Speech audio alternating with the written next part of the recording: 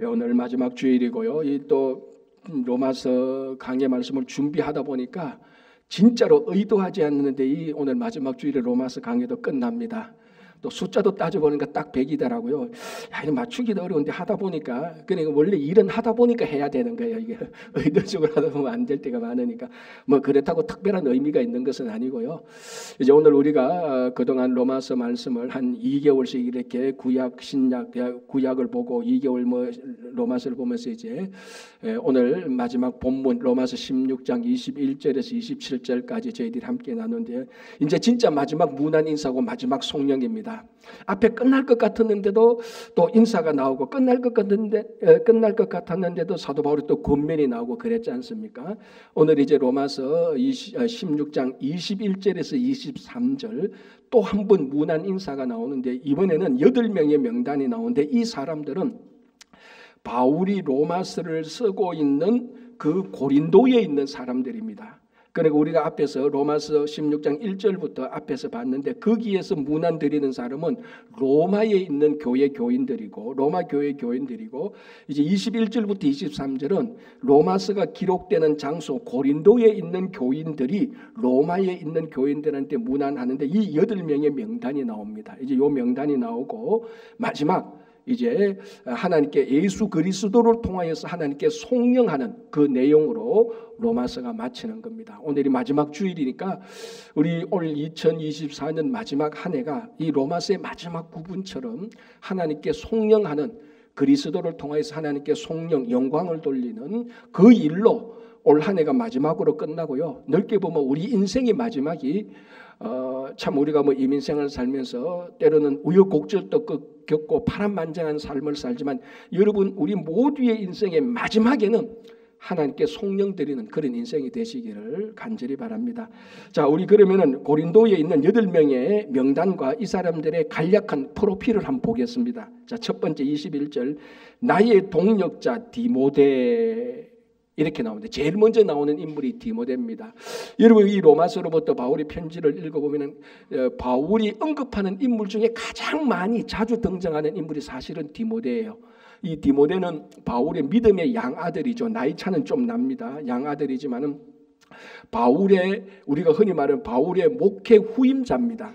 목회 후임자고 실제로 사도 바울과 함께 선교 현장에서 바울이 디모데와 함께 실제 선교를 했던 사람입니다. 그래서 우리 뭐 말하면은 바울의 후계자라고 말하면은 바로 이 디모데입니다. 이제 이 디모데가 지금 마침 고린도의 바울과 함께 있는 겁니다. 그래서 바울이 로마 교회 교인들한테 문안 인사를 하니까 옆에 있는 디모데도 바울 선생님 내 이름도 넣어주세요. 뭐 이 정도 됐겠죠. 그래서 바울이 나의 동역자 디모데와 이렇게 말하고 첫 번째 인물이고, 두 번째는 나의 친척 누기오라는 사람이 나옵니다. 누기오라는 사람은 정확히 어떤 사람인지 모릅니다. 그러나 친척, 여기서 친척은 혈연 관계가 아니고 지인, 이렇게 보면 되는 겁니다. 나의 지인 가운데 아마 바울과 사역하는데 좀 동력 관계가 있었을 겁니다. 그 지인 가운데 한 사람인 누기오도 문안한다. 두 번째 인물이고, 세 번째 인물이 나옵니다. 야손이 나옵니다. 야손. 이 야손은 어떤 사람인가 하면은 사도행전을 보면은 야손은 데살로니가에 있었던 사람입니다. 바울이 데살로니가에 가서 선교 여행을 할 때 그 화가 난 유대인들 있지 않습니까? 예수가 메시아라고 전하는데 반발을 했던 화가 난 유대인들이 데살로니가에서도 있었습니다. 그래서 이 사람들이 바울을 잡아서 감옥에 가두려고 했는데 바울을 못 찾았던 거예요. 그래서 소문을 듣기는 바울이 야손이라는 사람의 집에 있었다, 그 집에 머물고 있다라는 소문을 듣고 야손의 집을 쳐들어갔는데 바울이 없습니다. 그때 바울과 실라가 같이 있었는데 바울과 실라가 없자 이 화가 난 유대인들이 야손을 대신 잡아서 감옥에 가두어 버렸습니다. 물론 나중에 다시 풀려나지만 바로 그 인물이 데살로니가에서 바울의 거처를 제공했고 그 대가로 공경을 치루어야 했던 그 야손이 지금 고린도에 있으면서 문안하는 사람입니다. 그러니까 야손은 데살로니가에서 바울의 거처를 제공했고 공경을 당했던 사람이라고 보면 되죠. 네 번째 소시바드라는 사람이 나오는데, 이거는 뭐 일본의 뭐 이름이 아니고 소시바드는 소바드입니다. 다른 이름은 소바드인데 이 사람이 사도행전을 보면은 잠시 언급되는데 어디에 언급이 되는가 하면 소바드라는 인물이 바울이 3차 선교 여행을 마치고 이제 예루살렘으로 돌아오는 중에 소아시아를 거쳐서 돌아오는데 소아시아까지 몇몇 사람들, 그 안에 소바드가 포함된 요 몇몇 사람들이 바울과 함께 소아시아까지 동행을 하게 됩니다. 그때 있었던 인물이 소바드인데 지금 여러 경로를 거쳐서 고린도에도 함께 있는 겁니다. 그러니까 이 소바드, 소시바드도 문안을 하는 겁니다. 이제 네 번째 인물 바꿨죠. 다섯 번째 인물이 22절에 나옵니다. 자, 이렇게 되어 있습니다. 이 편지를 기록하는 나 드디오라고 말입니다. 그러면 실제로 로마서를 펜을 잡고 기록한 사람은 누굽니까? 바울이 아니죠. 바울은 구술했습니다. 왜냐하면 로마서 쓸 때는 바울이 노년이거든요. 뭐 눈도 침침하고 아마 좀 손하면은 좀 글씨 쓰기도 좀 흔들릴 수도 있었을 정도였을 겁니다. 그러니까 드디오라는 사람을 통해서 이제 대피를 했습니다. 그러니까 대피를 했지만 실제로 펜을 들고 로마서를 썼던 사람은 바울이 아니고 드디오라는 사람이에요. 자, 이 드디오의 원래 이름은 라틴어로 됐는데요. 이게 털티우스입니다. 털티우스. 자, 그러면 털티우스의 한국어 발음이 드디오인데요. 털티우스의 원뜻은 뭔가 하면요. 영어의 third입니다. third, 세 번째라는 의미입니다. 그러면은 이 드디오라는 사람은 세 번째라는 의미입니다. 3등급이죠. 3등급. 그러면 첫 번째는 뭐겠죠? 프리무스. 두 번째는 뭡니까? 이 프리무스가 프라이머리 아닙니까? 두 번째는 뭡니까? 라틴어로 세쿤두스, 세컨드죠.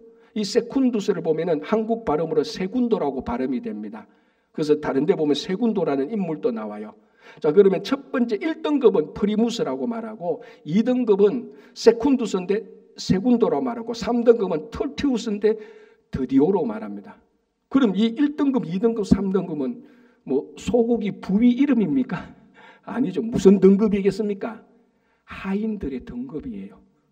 1등급 하인을 그냥 프리무스라고 불렀어요. 그러니까 여기 드디오의 개인 이름이 이거는 아닐 가능성이 훨씬 더 많습니다. 3등급 하인 한 명이에요. 한 명. 원래 하인들이나 노예들은 이름이 없지 않습니까? 그러니까 로마에 가면, 고린도에 가면 드디오라는 사람이 몇 명 있어요. 다 3등급 하인들이에요. 그 사람을 다 드디오라고 다 불렀단 말이에요. 그 드디오예요. 3등급 하인인데, 그런데 그 당시에 하인들 가운데서 문필력이 뛰어난 사람이 굉장히 많았습니다. 철학적으로 뛰어난 사람들이 있을 거예요. 왜냐하면 로마 제국이 헬라를 정복하지 않습니까? 그 그리스에 뛰어난 철학자들이나 문필가들이 많았다고. 그 사람들이 하인이 되는 거예요. 그러니까 이 로마 제국의 하인이라고 해서 무식한 사람이라고 말하면 진짜 무식한 사람이 되는 거예요. 로마 제국 하인들 가운데 굉장히 학력이 뛰어난 수사력이나 어떤 철학이나 어떤 문학에 조예가 뛰어난 하인들이 굉장히 많았어요. 그게 어떤 사람은 1등급이고 2등급인데 바울의 이 로마서를 대필한 사람은 3등급 하인 드디오 털티우스입니다. 이 사람은 바울이 구술하는 것을 들어서 다 기록했죠.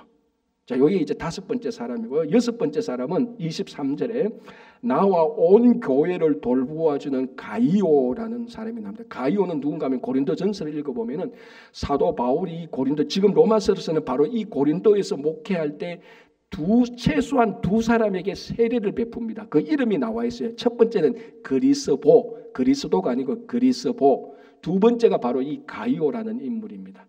그래서 가이오라는 인물이 고린도에서 바울에게 세례를 받고 이제 크리스찬이 되고, 그런데 오늘 이 본문을 보면은 바울과 온 교회를 돌보아 줬다라는 것을 봤을 때 첫 번째 아마 숙소를 제공했을 겁니다. 그리고 온 교회라고 말할 때 아마 가정교회를 위해서 집을 많이 오픈을 했을 겁니다. 그러니까 한마디로 말하면 최소한 적당한 재산은 있었던 사람입니다. 집도 있었고, 그래서 바울의 숙소를 거쳐 바울의 숙소를 제공했고, 뭐 가정 예배 예를 때마다 자기 집에 10명이나 20명씩 들어와서 예배 드릴 수 있던 바로 그 인물이 가이오입니다. 그러니까 오늘 이 로마서를 바울이 부르고 드디오가 기록하고 있는데 이 장소가 아마 가이오의 집이 있을 가능성이 거의 확실합니다. 가이오가 나오고요. 이제 일곱 번째 뭐냐면은 23절 중간에 이 성의 재무관 에라스도라고 나옵니다. 이 로마 교회 교인들과 고린도 교회 교인들의 이름이 쭉 나오는데 유일하게 사람 이름 앞에 직위가 있었던 사람이 바로 이 에라스도입니다. 직위가 뭡니까? 재무관. 이 재무관은 재정과 건설 쪽에 관여된 사람입니다. 그러니까 최소한 하위 공무원은 아니죠. 중간급 공무원 이상, 사실은 어느 정도의 고위 공무원이 분명합니다. 고린도시의 재무를 담당하고 아울러서 건설에 관련된 사람, 이 에라스도라는 사람인데, 아마 이 에라스도라는 사람이 고위직에 있으면서 고린도에서 바울의 목회 활동을 여러모로 아마 도와줬을 가능성이 충분합니다. 자, 여덟 번째, 형제 구아도도 너희에게 문안한다. 자, 여기서 구아도를 바울의 형제라고 말하는데, 여기서 형제는 친형제, 혈육적인 형제가 아닙니다. 아주 그냥 형제처럼 친한 사람을 말하죠. 근데 구아도입니다. 이 구아도의 라틴어 이름은 쿠아투스입니다. 쿠아투스가 변형된 영어 단어가 무엇이겠습니까? 이게 콰르입니다. 콰르. 네 번째. 아까 세 번째 드디오 살펴봤죠. 드디오는 3등급 하인. 구아도는 4등급 하인이에요. 그러니까 오늘 이 8명의 이름 가운데 최소한 우리가 하인 또는 노예라고 부를 수 있는 사람이 2명이 나옵니다. 한 명은 드디오인데 바울의 편지를 기록했고 로마서를 기록했고, 한 명은 4등급 하인인데 한 일이 별로 없어요. 그런데 바울이 이 4등급 하인을 형제라고 부릅니다. 이 구아도가 고린도에서 어떻게 바울의 사역을 도왔는가는 우리는 알 수 없지만은 형제라는 말 속에 충분히 신앙적인 상상력을 발휘해서 바울과 구아도의 관계를 우리는 추정할 수 있습니다. 형제라는 말은 형제처럼 친하죠. 격이 없죠. 4등급 하인이라고 해서 바울이 그 사람을 무시하는 사람은 아닌 건 우리가 이미 알았습니다. 아주 친하고 다정하고 형제처럼 가장 가까이 있는 사람, 이 사람이죠. 자, 이렇게 보면은 우리가 앞에서 본 것처럼 사도 바울의 지난 2000년 역사에서 가장 위대했던 한 인물, 사도 바울. 이 사도 바울이 될 수 있었던 것은 다양한 사람들이 바울과 함께 사역을 했다라고 이미 로마 교회 교인들 명단을 볼 때 살펴봤고요. 고린도 교인의 8명을 살펴볼 때도 똑같은 맥락입니다. 이 8명 다양한 사람이 바울과 함께 동력을 했죠. 그러나 실제로 선교 현장에서 바울처럼 목회를 하고 선교했던, 우리 말하면 전도지를 돌리고 불러서 신앙 고백을 하고 예수를 믿으시어 데리고 와서 교회 데리고 온 직접적인 사역을 한 사람은 사실은 디모데 한 사람이에요. 나머지는 뭡니까? 집을 제공하고 편지를 쓰고 행정적으로 도와주고 이렇게 했는 겁니다. 그런데 중요한 것은 다양한 사람들이 바울과 함께 동력했던 것처럼 다양한 사역들이 함께 연합해서 바울의 위대한 선교 사역을 만들어낸 것입니다. 누구는, 즉 디모데는 직접 선교 현장에 있었고, 누구는 그 선교 현장에서 바울이 살아갈 수 있도록 거처를 제공했고, 야손과 가이오 같은 사람. 누구는 바울이 행정적으로 어려움을 겪었을 때 그 사람을 도와줬습니다. 에라스도처럼. 그리고 누구는 바울이 외로울 때, 선교하고 돌아올 때 여행을 같이 했습니다. 제가 개인적으로 이 본문을 보고 묵상했던데 관심을 가진 인물은 8번째 인물입니다. 쿠아투스, 4등급 하인. 이 4등급 하인을 바울은 거리낌 없이 형제라고 불렀단 말이죠. 아까 말씀드린 것처럼 가장 친한 사람입니다. 저에게는 아들 둘이 있습니다. 이제 만천하에 알려진 사실인데 저희 아들 둘이 형제는 자기끼리 얘기 다 해요. 어느 정도 되니까 부모한테 얘기를 안 해요. 그래서 형 이야기는 동생한테 살살 구슬러가 듣고 동생 이야기는 형을 구슬러서 들어야 돼요. 형제끼리는 비밀 없이 이야기를 다 나눠요. 격식이 없어요. 바울이 구아도를 형제라고 말을 했을 때 구아도는 그 고린도에서 어떻게 사도 바울과 관계를 유지하고 어떤 일로 바울을 도왔을까? 충분히 우리 신앙적인 상상력을 발휘해서 아마 이럴 수 있을 겁니다. 요즘 말로 하면 여러분 고린도가 얼마나 타락하고 부패했습니까? 고린도가 신약의 소돔과 고모라 아닙니까? 가장 타락한 도시가 고린도 항구 도시였습니다. 우리 고린도 전서 후서 보면은 뭐 우리가 상상할 수 있는 모든 악한 일들이 고린도 교회와 고린도에 다 있었습니다. 자, 거기에서 바울이 사역을 할 때 힘들고 외로움이 왜 없겠습니까? 타락하고 부패했던 것들. 이런 자기의 사역과 인간적인 속내를 다 드러내놓고 얘기할 수 있었던 사람이 누구였겠습니까? 구하도였을 겁니다. 왜? 형제라고 말을 하니까. 여러분 한번 생각해 보세요. 여러분들의 속내를 다 드러내놓고 얘기해도 이 사람한테는 얘기 다 해도 괜찮아 라고 해서 실제로 괜찮았던 사람이 몇 명이나 있었습니까? 살아오다 보면 속내를 다 드러놓고 얘기했는데 결국 그게 나중에 부메랑이 되어서 엄청난 상처를 주고받았던 적이 한두 번이 아니지 않습니까? 바울이 목회를 할 때 고린도에 있을 때 선교와 목회를 할 때 힘들어서 있을 겁니다. 그러면은 여지없이 제일 먼저 생각나는 사람 가운데 한 사람이 바로 구하도였을 겁니다. 전화해서 야 구하도 뭐하냐? 뭐하긴요 그냥 있죠. 야 그럼 점심 먹자. 나와서 가서 점심 먹으면서 이런저런 얘기. 바울이 구하도 앞에 서면 아무런 경계할 필요가 없습니다. 극단적으로 누구 흉을 봐도 구하도는 다 받아줘요. 그걸 나중에 뒤통수 쳐서 얘기를 쭉 돌리는 사람이 아니고. 그러니까 바울이 외로움과 힘든 것과 여러분 바울이 아무리 위대한 사도를 할지라도요, 엘리야가 아무리 위대한 선지자를 할지라도요, 성정은 우리하고 똑같아요. 그렇지 않습니까?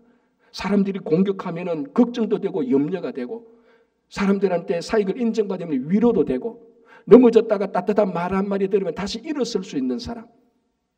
그게 바울이고 그게 엘리야예요. 어려울 때마다 구하도를 찾아가서 아니면 구하도가 찾아오면은 같이 이야기도 하고 속내를 드러내놓고 그래도 아무런 뒤탈이 없는 사람. 그게 구하도입니다. 한 10몇 년 전인가요? 제가 아직도 기억나는 게 은퇴하신 목사님인데 꽤 큰 교회를 목회하신 분이에요. 그분 하면서 사석에서 얘기하는데 제가 이런 얘기를 들었습니다. 여러분들이 나중에 은퇴를 하고 난 다음에 여러분 성도들 가운데 여러분들의 속내를 드러내놓고 얘기했는데 뒤탈이 없는 성도 3명만 있으면 당신 목회는 성공한 거래요. 저는 그때 그 이야기가 무슨 얘기인지 진짜 못 알아들었어요. 10몇 년이 지나니까 감이 좀 잡혀요. 목회자가 목회할 때 속내를 다 드러놓고 한 성도에게 얘기했는데 뒤탈이 아무것도 없어. 그런 사람 한 3명만 있으면 당신 목회는 교인들이 많고 적고에 따라서 다 성공한 거라는 그 말. 아마 바울이 고린도에서 목회하는데 선교하는데 그 3명 중에 한 명은 구하도였을 거란 말이에요. 지금 무슨 말을 하고 싶은가 하면은 이 구하도가 4등급 하인으로서 고린도에서 크게 바울을 도와줄 수 없었을 것입니다. 하인이니까 재산이 있는 것도 아니고 사회적인 신분과 지위가 있었던 것도 아니에요. 뭐 드디어처럼 문필력이 있었던 것도 아니에요. 뭐 보면 지극히 평범한 노예입니다. 하인이에요. 그러나 늘 바울 옆에 같이 있었고 바울이 이야기할 때 들어주고 바울이 힘들 때 바울 선생님 힘내세요. 사람들이 다 바울을 선생님 지지해요. 그 따뜻한 말 한마디에 바울은 고린도에서 넉넉히 견딜 수 있었던 것입니다. 여러분 선교 사역이라는 것은 누구는 현장에 가서 전도지를 돌립니다. 누구는 선교 사역을 하다가 감옥에 갇힙니다. 이 위대한 선교사의 모습이죠. 그럼에도 불구하고 어떤 사람은 묵묵히 기도를 하는 것도 동일한 위대한 선교 사역이라고요. 어떤 사람은 그 사람을 지지해주는 따뜻한 말 한마디도요 위대한 선교 사역입니다. 커피 한 잔 사역할 때 힘들 때 커피 한 잔 가져가서 야 힘내 이거 먹고 힘내 내 진심이야 이 말 한마디가 넘어진 사역자를 다시 일으켜주는 위대한 선교 사역이 될 수 있다니까요. 제가 한국에 오기 전에 부목사 했을 때 청년부를 맡았습니다. 그때가 1998년, 99년, 2000년도 했으니까 여러분 지금부터 그러니까 이게 뭐 20한 5, 6년 전이죠. 여러분 혹시 기억합니까? 그때 한국에서 가장 열풍이 불었던 신앙의 유행이 있었는데 그게 뭐냐면 흔히 말하는 열린 예배였어요. 다 들어봤을 겁니다. 윌로우 크릭 처치에서 막 전 세계에 영향을 미쳤던 열린 예배를 통해서 안 믿는 사람들을 불러들이고 그게 또 한국에 들어와서 열린 예배라고 번역이 되었죠. 사실은 열린 예배가 아닌데 어쨌든 그러니까 뭐 저희 교회에서 제가 있던 교회에서 야 우리도 이거 하자 뭐 당위에서 결정하고 하라. 그러면 누구부터 하냐? 그럼 청년부부터 해야 되지 않느냐? 난 별 관심이 없었는데 청년부 맡은 의미로 저한테 미션이 떨어졌습니다. 그런데 청년부만 하는 게 아니고 그때 있었던 교회 다른 부서하고 연합해서 한번 해보자. 근데 여러분 열린 예배를 준비하려면 이거는 매주일 못 때려요. 준비를 할 게 너무 많아가지고 한 달에 한 번씩 하자. 그리고 한 달에 한 번씩 하면 준비위원들이 모여가 최소한 3번, 4번은요 몇 시간씩 모여서 그 열린 예배 대본을 짜야 되고 준비를 해야 돼요. 어떤 사람이 올 것이 예상하고 굉장히 준비할 게 많습니다. 한 번은 그러니까 뭐 그 제가 교육자인가 담당 교육자인가 제가 깃대를 잡고 해야 되는 겁니다. 우리 청년부 임원들하고 타부서 임원들하고 이번에 어떤 열린 예배를 할 것인가 첫 번째 기획안을 짜서 두 번째, 세 번째 하면 더 보면 대부분은요 원래 기획대로 마지막 결론은 기획안이 다 바뀌어져요. 변수가 워낙 많으니까. 한 번에 이제 타부서 이제 준비팀하고 우리 준비팀하고 가서 회의를 했어요. 그때 이제 타부서에 이제 고문 장로님이 들어오셨어요. 제가 있었던 교회 시무 장로님이고 그래서 이렇게 합시다 하고 이제 1차 원안을 결정하고 한 주, 2주 뒤에 또 2차, 3차 하면서 원안이 바뀝니다. 요걸 요렇게 하고 저렇게 해서 마지막 결론은 원안하고 많이 바뀐 이제 결론안이 나옵니다. 그거 가지고 열린 예배를 드렸죠. 잘 드렸어요. 잘 드리고 나오는데 그 상대방 부서의 고문 장로님이 사람들 몇 명 있는데 공적인 자리에 저한테 막 화를 내는 거예요. 당신이 말이야 이러면서 막 하는 거예요. 삿대질하면서. 아니 저는 그때 당신이라는 말이 교회에서 상대방을 공격할 때 사용하는 언어라는 걸 처음 알았습니다. 그때 제가 30대 초반 중반이지 않습니까? 그리고 그분은 이제 저희 아버님 연세고 교회 시무장로시고 또 사회적인 신분과 지위가 꽤 높으신 분이에요.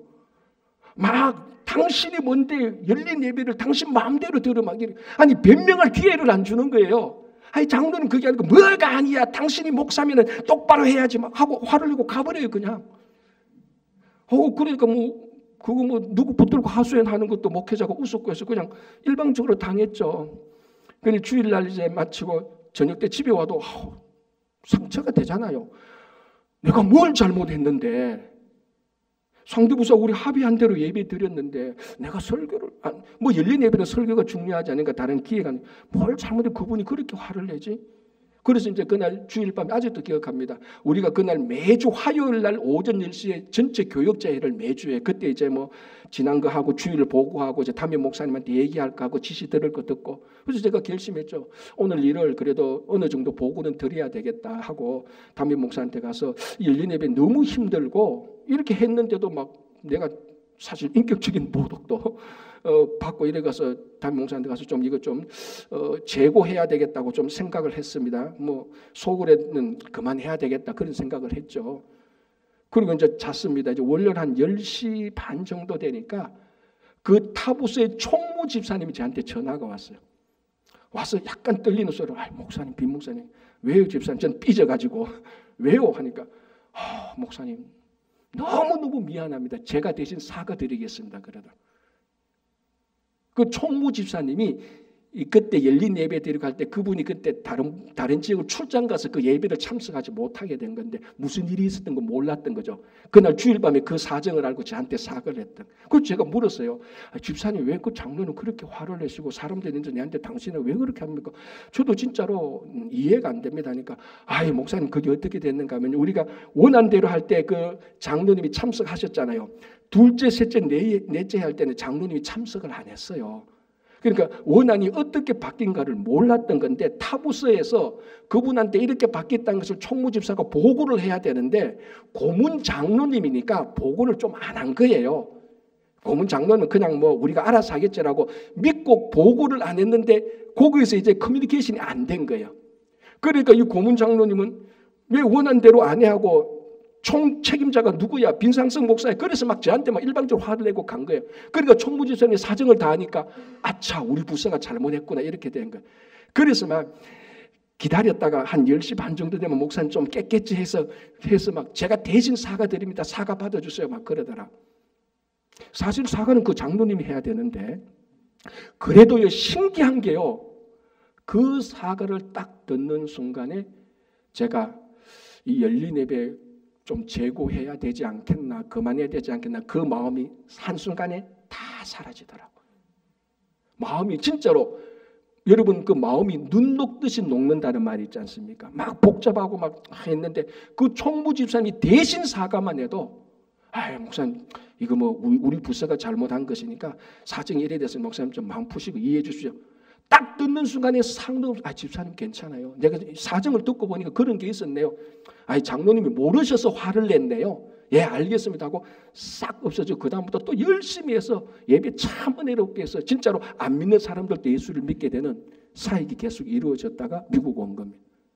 제가 드리고 싶은 말씀은요, 그 총무집사님의 대신 사과 한마디도 문을 닫을 뻔한 예배조차도 다시 계속 지속될 수 있도록 할 수 있었고, 예배가 살아있게 할 수 있고 성도가 할 수 있었다는 말입니다.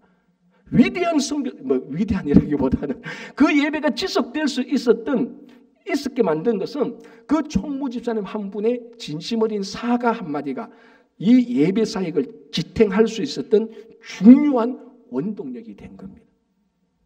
이 구하도라는 4등급 하인이 바울의 이야기만 들어줬어도 바울은 고린도에서 큰 힘이 됐을 겁니다.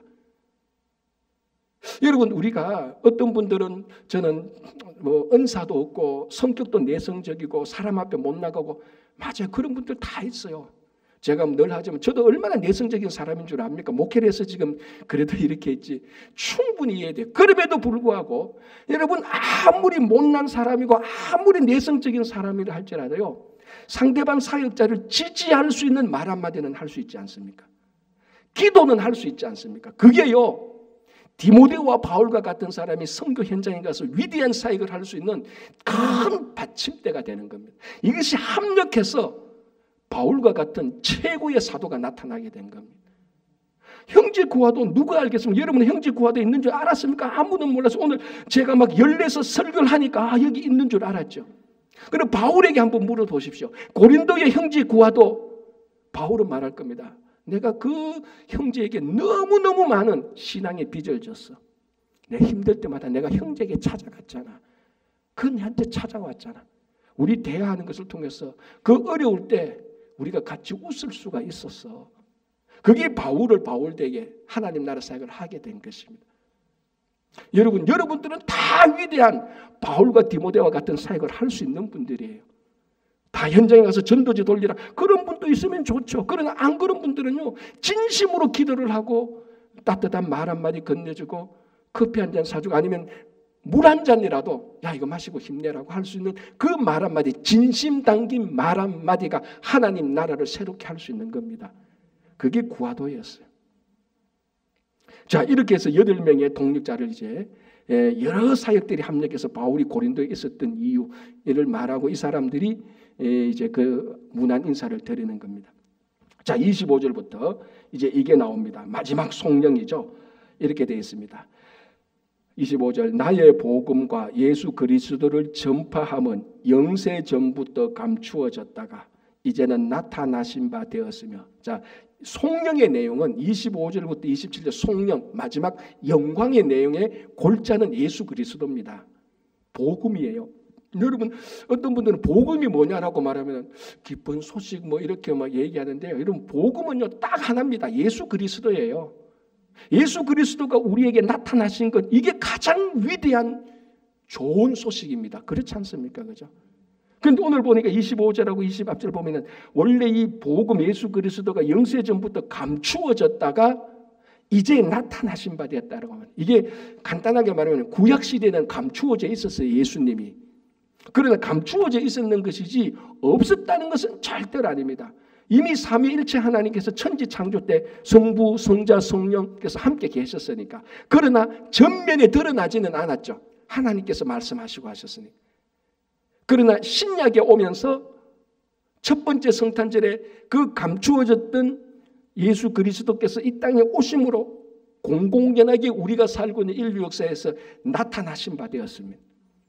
그게 예수님께서 이 땅에 오신 날이고 우리가 성탄절로 기념하고 있는 겁니다. 그게 복음입니다. 자, 마지막 송령의 내용은 뭐냐? 그럼 그 감추어진 예수 그리스도께서 우리가 살고 있는 이 역사 현장에서 나타나셨는데 두 가지 목적이 있다는 것을 알 수 있습니다. 여기 첫 번째 목적이 뭔가 하면 26절 다시 제가 봉독할게요. 이제는 나타내신 바 되었으며 영원하신 하나님의 명을 따라 선지자들의 글로 말미암아 모든 민족이 믿어 순종하게 하시려고. 첫 번째 목적, 모든 민족이 믿어서 하나님께 순종하게 하시려고. 첫 번째 목적이요. 두 번째는 따라 된 것이니 이 복음으로 너희를 능히 견고하게 하실 지혜로우신 하나님. 그러니까 이 믿고 순종하는 이 하나님의 자녀들을 능히 견고하게 만들 것이라는 겁니다. 복음이 요 두 가지 목적입니다. 요게 요 사역을 하신 예수 그리스도께 영원토록 영광이 있을지어다라고 송영을 하는 겁니다. 자, 간략하게 그럼 요 목적을 보겠습니다. 첫 번째 목적이 뭡니까? 모든 민족이 믿어서 순종하게 한다는 겁니다. 그럼 믿어서 순종하게 하려고 하는 목적이라면 지금 예수님께서 나타나실 때 상황은 안 믿고 순종 안 한다는 말이죠. 안 믿으니까 믿게 하고 순종 안 하니까 순종하려고 하는 겁니다. 예수님께서 이 땅에 오신 복음의 궁극적인 목적은 모든 민족이 예수 그리스도를 믿어서 하나님께 순종해서 구원을 얻게 함입니다. 그렇죠. 우리가 늘 얘기하는 가장 기본적인 복음의 내용 아닙니까? 자, 그러면 왜 사람들이 안 믿고 왜 사람들이 순종을 하냐죠? 피조물이 창조주께 왜 순종을 안 하고 안 믿죠? 왜 그렇죠? 그러니까 이거 공자가 한 일자에 막힌다 말고 똑같은 거라니까. 죄 때문에 그렇지 않습니까? 가장 쉬운 질문에 가장 쉬운 질문에 가장 쉬운 대답을 못하는 겁니다. 왜 사람이 하나님을 못 믿습니까? 왜 하나님이 사람에게 불순종합니까? 이유는 하나입니다. 죄 때문에 그렇습니다. 죄가 하나님을 알지 못하도록 방해를 하고 죄가 하나님께 순종하지 못하도록 하는 겁니다. 죄가 우리를 혼돈시키는 거예요. 자기에게 순종하면서 하나님께 순종하는 것처럼 혼돈시키는 겁니다. 이게 에덴 동산에서 있었던 것 아닙니까? 그래서 하나님께 불순종하는 것, 그게 죄고 죄가 불순종이에요. 그런데 정말로 쉽게 말해서 하나님과 우리 사이에 죄가 없다면은 모든 피조물은 자동적으로 하나님을 알게 될 거예요. 하나님을 알게 되고 믿게 되고 순종하게 될 겁니다. 그런데 죄가 딱 가로막고 있으니까 하나님을 모르는 겁니다. 순종 안 하는 겁니다. 그러면 하나님을 아는 방법은 뭡니까? 믿고 순종하는 겁니다. 그래서 이런 말이 있습니다. 하나님께 순종하는 것만큼 하나님을 알게 되는 겁니다. 여러분들이 얼만큼 하나님을 아느냐? 성경 공부를 열심히 했다. 그것도 중요하지만요. 진짜 하나님과 나의 관계성에서 살아계신 하나님을 아는 것은요. 공부하는 게 아니고 하나님께 순종할 때 알게 되는 겁니다. 자, 이거하고 똑같습니다. 여러분 어릴 때 부모 마음 압니까? 알 수가 없죠. 근데 부모가 되어보면 부모 마음을 알지 않습니까? 뭐 IQ가 3자리인데 똑똑한 아이들은 10살짜리가 IQ가 한 200대이기 때문에 똑똑해서 부모 마음 알 수 있습니까? 전혀 그렇지. IQ 2자리 아이도요. 부모가 되면은 부모 마음을 압니다. 왜? 부모가 된다는 건 뭡니까? 부모가 했던 일을 따라가면서 순종하니까 부모의 일을 순종하니까 부모 일을 해보니까 부모 마음을 아는 거하고 똑같습니다. 우리가 하나님을 어떻게 아느냐고요? 하나님께 순종해보면은 하나님을 알 수 있습니다. 원수 사랑해보면요. 하나님의 사랑이 어떻다는 것을 진짜 알 수 있어요. 그렇지 않습니까? 그래서 하나님께 순종하는 만큼 하나님을 알게 됩니다. 그걸 죄가 딱 맞고 있으니까 순종을 안 하는 겁니다. 그래서 예수 그리스도께서 하나님께 순종하기 위해서 이 땅에 오셨다. 그게 복음입니다. 제가 이 영화를 보지는 않았지만 뭐 영화 내용은 아는 게 있는데 예스맨이라는 영화가 있습니다. 이제 그게 어떤 내용이냐면 칼이라는 남자 주인공이 있는데 이 칼의 남자가 우리 말하면 진짜 찌질이에요. 뭐 능력은 없으면서 불평은 많고 원하는 건 많고 늘 투덜대고 뭘 시키면 난 안 해. 우리 주변에 가끔 있지 않습니까? 그죠? 아우, 저 인간 저 어디 쓰겠나는 인간이 있지 않습니까? 그게 칼인데 또 결혼을 했네. 결혼하니까 뭐 오래 살겠습니까? 부인이 살아보니까 인간 안 되려서 이혼당하고 뭐 진짜 이래저래 살아가는데 또 뭐 어떤 연유로 자기개발 컨퍼런스를 참석하게 됐어요. 그러니까 자기개발 컨퍼런스 강사가 와서 막 이제 흥을 돋우잖아요. 여러분들은 할 수 있다. 여러분이 위대하다. 아름다 막 하면서 여러분들이 앞으로 변화되기를 원합니까? 하니까 예, 다라고 말했는데 그래도 칼을 안 잡고 놀고 있네. 뭐 변하면 이런 식으로 가는 거예요. 근데 어떻게 하다 보니 이제 강사가 말합니다. 여러분 인생이 변화되고 싶으면 예스맨이 되십시오. 그래서 영화가 예스맨이래요. 그 예스맨이 뭔가 하면 오늘 서약을 하고 나갈 때부터 이 컨퍼런스장에 나갈 때부터 여러분 주변에 있는 사람들이 무슨 부탁을 해도 노라고 말하면 안 돼. 다 예스라고 다 들어주래. 근데 어떻게 하다 보면 얼떨결에 칼이 또 사인을 해버렸네.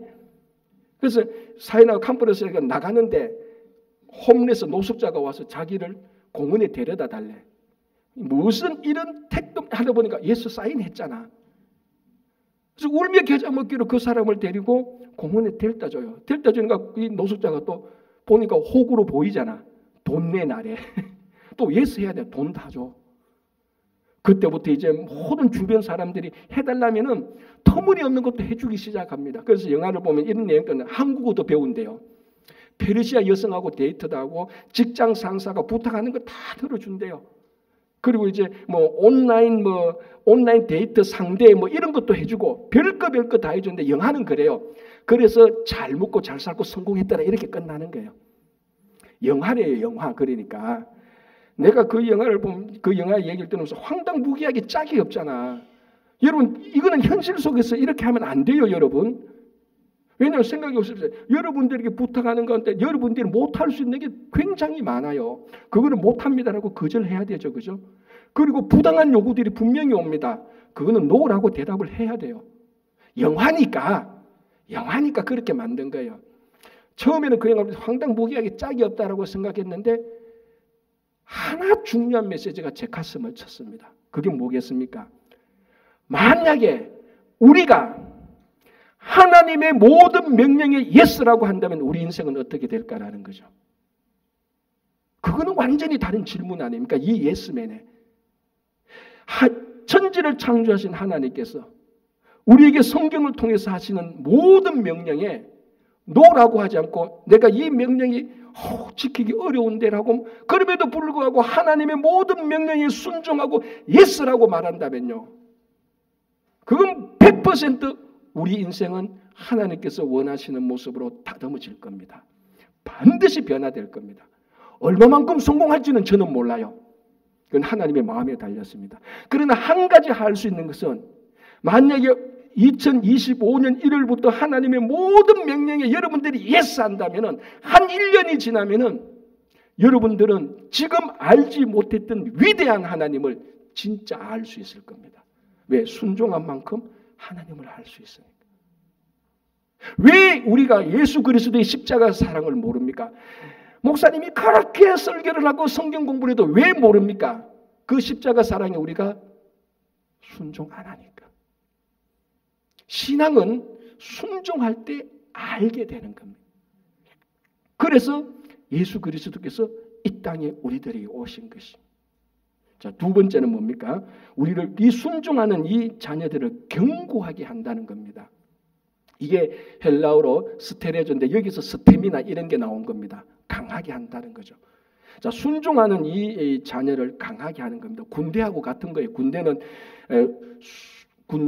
군사를 순종하게 해서 강하게 하고 또는 강하게 해서 순종하게 하는 것 아닙니까? 그래서 스테레조, 강하게 한다는 성경적인 의미는 우리들을 영적 무장한다는 겁니다.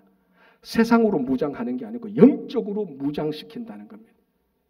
그러니까 이 복음이 우리를 무장시키는 겁니다. 세상의 무장이 아니고 세상의 재산과 권력과 명성과 인기, 학력, 경력, 출세한 자녀들의 이런 것들로 나를 무장해서 세상에 나가서 사람들한테 막 이렇게 비교하는 게 아니고 하나님께서 복음으로 우리를 영적 무장해서 세상에 나가는 겁니다. 그게 복음의 목적입니다. 여러분, 다윗과 골리앗은 성경에서 가장 흥미진진한 하나님의 역사적인 사건입니다. 자, 어린 소년 다윗이 골리앗하고 싸우러 나갈 때 그때 왕이 누구였죠? 사울이었죠. 사울이 다윗을 불러서 어떻게 했습니까? 사울이 다윗을 무장시키지 않습니까? 야, 너 골리앗하고 싸우는데 그냥 나가면 안 돼. 내가 가지고 있는 거 다 너한테 줄게. 자기 군복, 갑옷, 노투구 세우고 칼도 채워주고 합니다. 사울이 여전히 골리앗과의 싸움이 영적 전쟁이라는 것을 모르고 세상 전쟁으로 생각하고 다윗을 세상 무장한 것이죠. 세상의 칼과 세상의 노트구와 세상의 옥과 세상의 갑옷을 다윗에게 얹혀놓은 세상으로 무장한 겁니다. 만약에 다윗이 그렇게 세상으로 무장하고 골리앗하고 싸우러 갔다면 이겼을까요? 절대로 이길 수 없었습니다. 못 이깁니다. 골리앗하고 싸울 때는요, 세상으로 무장해서는 못 이깁니다. 그래서 다윗이 어떻게 합니까? 세상으로 무장시킨 사울이 자기를 세상으로 무장시킨 것을 해제하고 세상 무장을 해제하고 물맷돌 5개 들고 하나님의 무장을 하면 그게 뭡니까? 하나님의 이름으로 나가는 것 아닙니까? 그래서 골리앗하고 싸워서 이기는 거 아닙니까? 오늘 본문이 바로 그걸 말합니다. 여러분, 로마 제국은요, 철저하게 신분 사회고 계급 사회예요. 보십시오. 심지어 하인조차도 1등급, 2등급 소고기 부위 나누듯이 그렇게 나눈 게 로마 제국이에요. 그 로마 제국에 딱 가면요, 당신의 신분이 뭐냐? 신분과 지위에 따라서 자기의 수준이 올라가는. 그래서 사람들은 어떻게 하는지 열심히 수고하고 애써서 세상에 더 많은 것을 가지고 자기를 무장하려고 합니다. 정치가는 권력으로, 군인들은 힘으로, 상공인들은 재산을 많이 모아서, 하인들은 더 좋은 능력 있는 주인들을 선택해서 전부 다 보면은 세상 방법으로 자기를 무장해서 세상에서 자기 힘을 과시하려고 하는 사회가 로마 제국입니다. 그 로마 제국의 한가운데는 로마서를 보면서 바울은 말합니다. 아니다. 복음이 너희들을 무장하게 해줄 것이다. 세상의 무장을 해제하라. 이 복음 예수 그리스도로 무장하고 살아라는 것이 복음 성령 영광을 돌리는 내용입니다. 여러분, 이제 올해가 마지막 주일입니다. 올해 한 해를 지나가면서 혹시나 우리 속에 여전히 우리가 세상으로 나를 무장하고 있는 것이 있습니까? 야, 그래도 내가 세상에 나면 사람들이 날 얼마나 알아주는데, 야, 교회에서 뭐 일이 있다고 내가 나하고 같은 줄 아는 내가 세상에 권력이 얼마나 있는데, 내가 재산이 얼마나 있는데, 여러분, 그런 무장 가지고는 영적 싸움에서 하나 도 이기지 못합니다. 그러나 우리는 복음이 우리를 무장하는 것, 예수 그리스도가 우리를 무장하는 것, 그 영적 무장을 하고 세상 무장을 해제시키고 영적 무장을 하고 하면서 올 한 해를 마무리하고 내년에 그렇게 사서 넉넉히 모든 영적 싸움에서 승리하는 여러분 되시기 바랍니다. 기도하겠습니다.